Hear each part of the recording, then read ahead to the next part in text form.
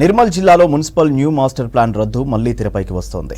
Nirmal municipality new master ప్లాన్తో అక్రమాలు జరిగాయని ఆందోళన బాటపట్టాయి విపక్షాలు. ఇండస్ట్రియల్, గ్రీన్ జోన్లు మల్టిపుల్ జోన్లుగా మినహాయింపు ఇవ్వడమే వివాదానికి కారణమైంది.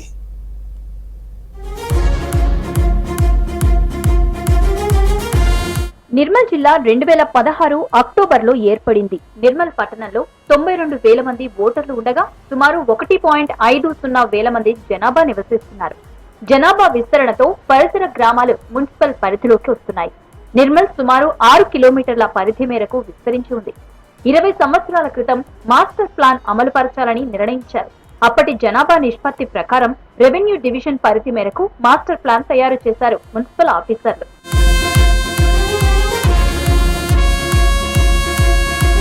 నిర్మల్ మున్సిపల్ పరిధిలో న్యూ మాస్టర్ ప్లాన్ డ్రాఫ్ట్ కు సంబంధించి 220 జీవోను సర్కార్ జారీ చేసింది. నిర్మల్ పట్టణ పరిధిలోని ఇండస్ట్రియల్, గ్రీన్ జోన్లను మారుస్తూ ఉత్తర్వులు ఇవ్వడంతో వివాదం మొదలైంది. నిర్మల్ పట్టణంలో సోఫీనగర్ ను ఇండస్ట్రియల్ జోన్ నుంచి మినహాయించారు. ఈ ప్రాంతాన్ని మళ్లీ జోన్ గా మార్చారు. మంజులాపూర్, ఎల్లపల్లి వరకు మున్సిపల్ పరిధి ఉంది. సోఫీనగర్, తాంసీ, చిట్యాల, మంజులాపూర్, తల్వేదా నుంచి విశ్వనాథ్పేట, బంగల్పేట నుంచి కలెక్టరేట్ వరకు 6 కిలోమీటర్లు రింగ్ రోడ్ నిర్మాణం చేపడుతున్నారు. దాంతో భూములు కోల్పోతున్నామని రైతులు ఆందోళన వ్యక్తం చేస్తున్నారు. ఈ ప్రభుత్వం ప్రజల కోసం నిలబడతారని మేము ఆశిస్తా ఉన్నాం.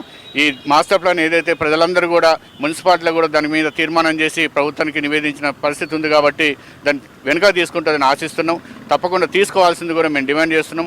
లేని పక్షంలో ఎట్లయితే ఎథనాల్ ఫ్యాక్టరీ కోసం రైతులంతా ఉద్యమిస్తున్నారో అదే తరహాలో ఇక్కడ రైతులందరితో కలిపి కూడా మా ఉద్యమాన్ని తీవ్రతం చేస్తామని ఈ సందర్భంగా తెలియజేస్తాం. మా తల్వేద గ్రామ పంచాయతీ దగ్గర పచ్చడి పొలాలు పండించుకుంటాం. మా జీవనోపాధి దాని మీద, మా ఊరు మొత్తానికి 90% దాని మీద ఆధారపడి ఉంటుంది. మేము ఇంతకు ముందు కూడా మా పాలక మండలి నిర్వహించి మా గ్రామంలో తీర్మానం చేసి ఈ మాస్టర్ ప్లాన్ రద్దు చేయాలా, దీన్ని ఏంటంటే తీసుకొచ్చి ఎక్కడో ఉన్న సోఫీనగర్ ఇండస్ట్రియల్ జోన్ తీసుకొచ్చి మా దగ్గర పెట్టడం ఇది సరైన పద్ధతి కాదు.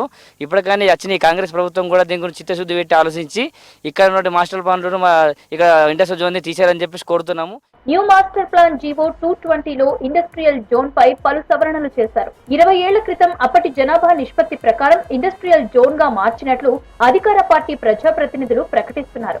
అక్కడ ఫ్యాక్టరీలు మూతపడడంతో ఇతర వాణిజ్య అవసరాలకు మల్టిపుల్ జోన్ గా మార్పు చేశారు. న్యూ మాస్టర్ ప్లాన్ జీవో 220ను రద్దు చేయాలని విపక్షాలు ఆందోళనకు సిద్ధమవుతున్నాయి. పచ్చని పంట పొలాలను ఉన్నటువంటి దాన్ని సర్వీస్ రోడ్ని ఎక్స్టెన్షన్ చేయకుండా సర్వీస్ రోడ్డుగా ఉంచుతూ 200 ఫీట్ల రోడ్డు పచ్చని పంట పొలాలకి వెళ్ళి రోడ్ వేయడం అది పెద్ద అవినీతి కుంభకోణము.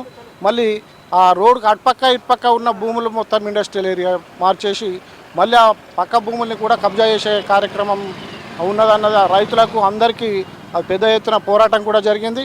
దాంతో ప్రతి ఒక్క రైతుకు తెలవడం వల్లనే ఆయన ఓడిపోయిందని చెప్పి చెప్పచ్చు. న్యూ మాస్టర్ ప్లాన్ లో కోట్ల అవినీతి జరిగిందన్నారు విపక్ష నేతలు. మాస్టర్ ప్లాన్ ప్రతి 20 ఏళ్లకి ఒకసారి మార్పు చేస్తారన్నారు.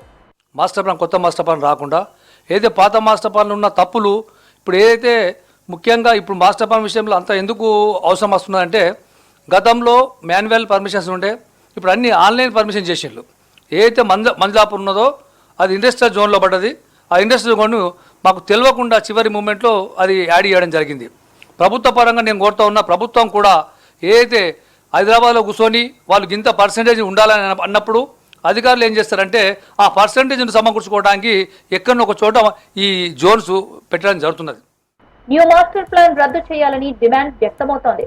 జీవో 220 ఉపసంహరించేంత వరకు పోరాడతామని రైతులు హెచ్చరిస్తున్నారు.